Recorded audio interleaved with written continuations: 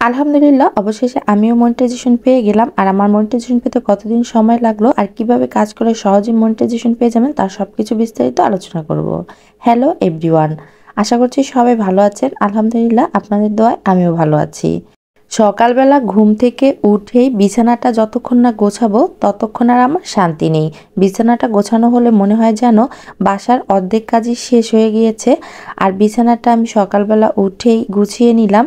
এই তো বিছানাটা গুছিয়ে নেওয়া শেষ করে ইমতিয়াজের জন্য খাবার রেডি করে নিচ্ছিলাম। ইমতিয়াজের প্রচণ্ড ঠান্ডা আর গলা বসে গিয়েছে, তো ওষুধ খাওয়ার পাশাপাশি আমি একটু তুলসী পাতার রস করে নিয়েছি, মধু দিয়ে মিশিয়ে একটু হালকা গরম করে আর কি সকালবেলা বাসি পেটে খাইয়ে দিই, তারপরে হচ্ছে সকালের নাস্তা খাওয়াই। তো এখন হচ্ছে তুলসী পাতার ভিতরে মধু দিয়ে একটু গরম বসিয়ে দিলাম ওভেনে।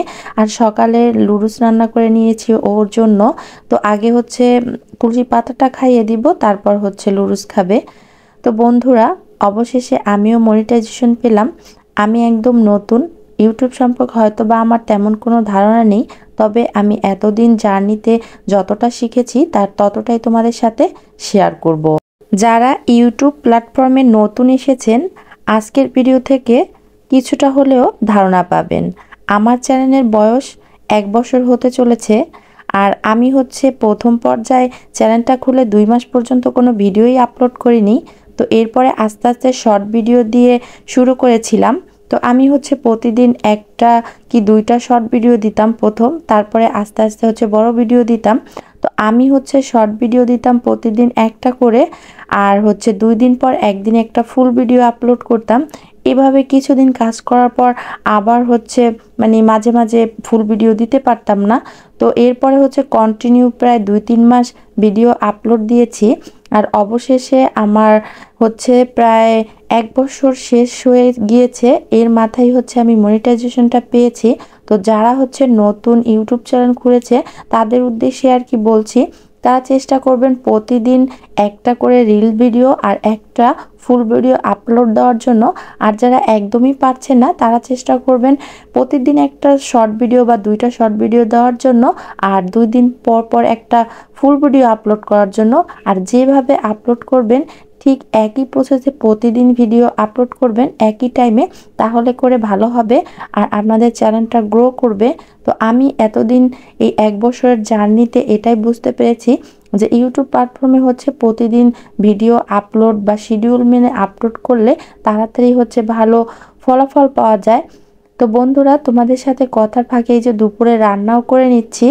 আজকে হচ্ছে এই যে মূলা দিয়ে মুরগির মাংস রান্না করব। তোমাদের ভাইয়া হচ্ছে বাজার থেকে অনেক বড় একটা মূলা নিয়ে এসেছে, তো ভাবলাম মূলা দিয়ে কখনো মুরগির মাংসটা ট্রাই করা হয়নি, আজকে ট্রাই করে দেখব।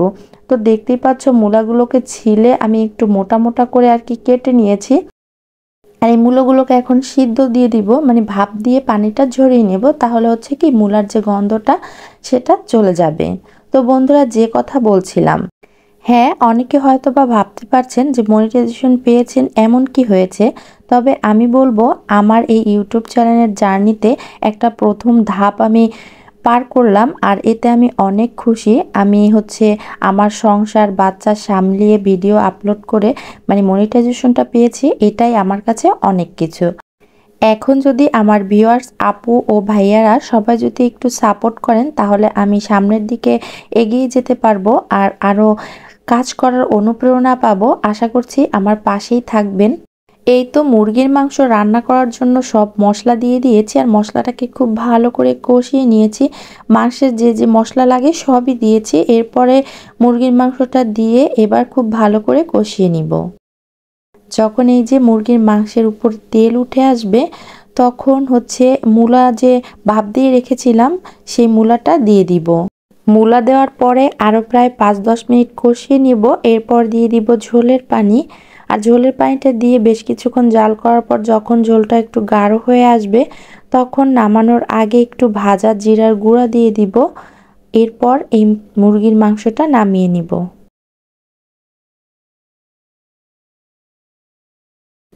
এখন হচ্ছে বিকেলবেলা। এই তো এখানে হচ্ছে দুধ চিতাই পিঠা বানাবো, এজন্য দুধ জাল করে নিয়েছি। আর এক চুলায় হচ্ছে মিঠাই পানি জাল করে নিচ্ছিলাম। আর আপনাদের ভাইয়া যে পিঠা নিয়ে এসেছিল, আজকে দুপুরে খাবার খাওয়া হয়নি, আস্তে আস্তে প্রায় 4টা বেজে গিয়েছিল দোকান থেকে, তাই আসার সময় একসাথেই আর কি পিঠা নিয়ে এসেছে। তো আমরা হচ্ছে একটু ভর্তা দিয়ে পিঠা খেলাম, আর বাকি পিঠাটা হচ্ছে সেই রসের শিরার মধ্যে ভিজিয়ে দিব। এই তো রসের শিরাটা নামিয়ে পিঠাগুলো দিয়ে দিব, আর সবার লাস্টে হচ্ছে এর ভিতরে যে জাল করে রেখেছিলাম দুধটা, সেই দুধটা দিয়ে রেখে দিব। সারা রাত এভাবেই থাকবে, আর সারা রাত থাকার ফলে হবে এই রসটা পিঠায় টেনে নিয়ে যাবে আর ভিজে যাবে। তো এরপর হচ্ছে আপনাদের ভাইকে খাবার খেতে দিয়ে দিলাম। তো মূলা দিয়ে আজকে শুধু এই মুরগির মাংসটাই রান্না করেছিলাম, আর কোনো তরকারি করা হয়নি। তো আপনাদের ভাইয়া হচ্ছে মূলার তরকারিটা প্রথম খেলো, খেয়ে ভালোই লাগছিল বলছিল। তো আপনারাও বাসায় ট্রাই করে দেখতে পারেন, আসলে খেতে ভালোই হয়েছিল। এটা হচ্ছে পরের দিন সকালবেলা, পিঠাগুলো দেখতে পাচ্ছেন কত সুন্দরভাবে ফুলে উঠেছে ভিজে। তো বন্ধুরা, আজকে ভিডিওটা আশা করছি তোমাদের ভালো লেগেছে, আর ভালো লাগলে ভিডিওতে একটি লাইক শেয়ার করে দিও। আর আজকের ভিডিও থেকে এখানে বিদায় নিচ্ছি। আল্লাহ হাফেজ।